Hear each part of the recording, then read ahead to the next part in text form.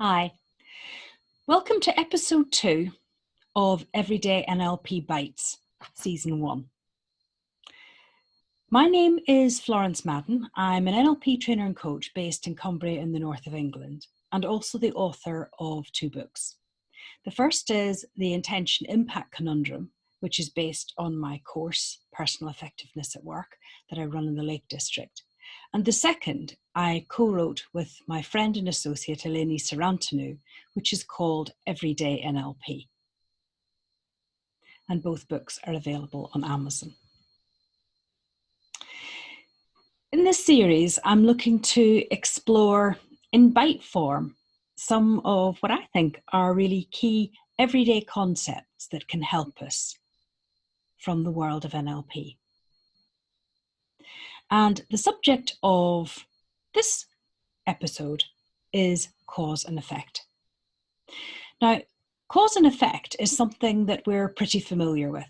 And in work situations, when there's a problem, we look at the causes. There's something that has created a problem.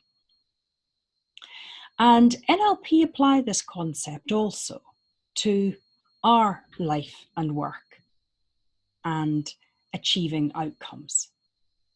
Now, a key principle, if you like, of NLP is about knowing what your outcome is and looking to take responsibility to achieve it. And this is where cause and effect come in. Let me give you an example.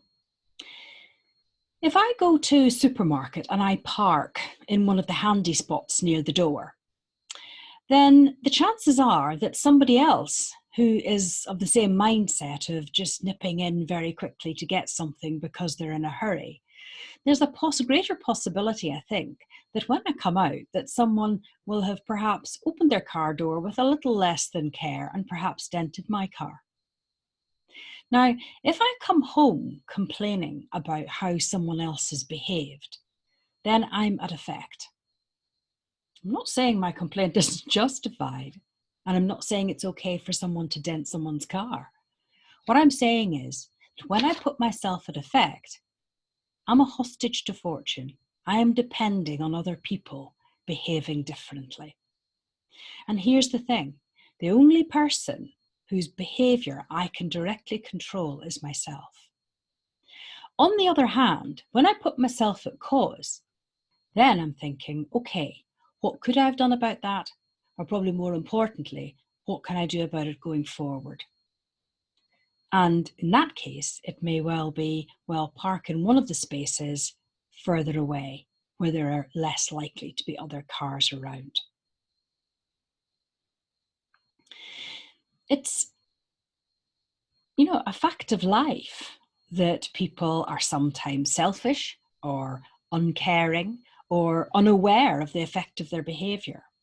And of course, that applies to us also.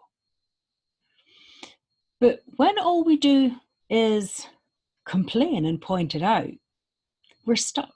We're stuck like an almond in chocolate, because then we are waiting for that other person or those other people to change what they're doing. So by putting ourselves at cause, we are more likely to be able to get the outcome that we are looking for, rather than just hoping that other people do something or change their behavior in a particular way. Now, when Elaine and I were writing the book, we were talking about this concept, and we talked about, well, is it okay to have a moan about something? And rightly or wrongly, we concluded, oh yeah, definitely. It's good to have a bit of a moan, let off a bit of steam, particularly when you're around a good friend, as I was in that situation, or we were both in that situation. And perhaps that's just initial, a bit of, as I say, getting things off our chest. It's not a solution though. And that's why thinking about things in terms of not who caused it or how did that come about, but what can I do when I put myself at cause that can help me get to the conclusion that I want, to get to the outcome that I want. In another part of that conversation, I was complaining to Eleni about someone that provides a service to me. And I was complaining about the fact that this person often says to me, they'll get something to me by Friday, and very frequently they don't. And when that happens, I get really quite frustrated. And one of the reasons I get frustrated is that because I'm that person's customer, and I would actually say this. I thought I would never treat a customer in that way. And in fact, that was kind of how the conversation was going with Eleni. And then she asked me a question that is actually a very key question to keep in your mind, particularly when we are becoming quite annoyed or frustrated or judgmental about someone else's behaviour. And that is to ask ourselves, how is that behaviour true of me? And Eleni asked me that question. And of course, my spluttering reply was, I would never treat a customer like that. I would walk over hot coals to get somebody, whatever it was, in the time frame that I had agreed. It would be a matter of principle to me. So I was, no way is that me. And then she said to me, well, no, not just in your work relationships, but what about in other aspects of your life? And I thought about it for a moment and I thought, yeah, I do that. I do that to family and I do it to friends. I don't intend any harm by it, but I may say, well, I'll phone you this particular day and maybe something happens or I forget about it or I'm tired and I don't make that phone call when I said I would. So that's the same behavior, even though it's in a different circumstance. So that is true of me. And knowing that actually started to make me think about that other person's behaviour and indeed my reaction to it in quite a different way. Now, when a similar situation occurs, rather than me jumping into judgment, I approach my contact with that person in quite a different way. And unsurprisingly, the result I get from them is also different. But let's look a wee bit further at this. How is this true of me? Very often, we see behavior in people, we see performance in people, we see traits, and we think, wow, that's good. That's good. I really like that. So the good thing about how is that true of me is that, yeah, I am seeing a little bit of myself in that person. So those things that I'm like and admiring, to some degree, I have that as well. In the first episode, I talked about the brain having this filter system interpreting. So it seems, or there seems to be very good evidence to say, that what our brain selects for our attention is in some way influenced by the fact that we also have those traits in our behavior.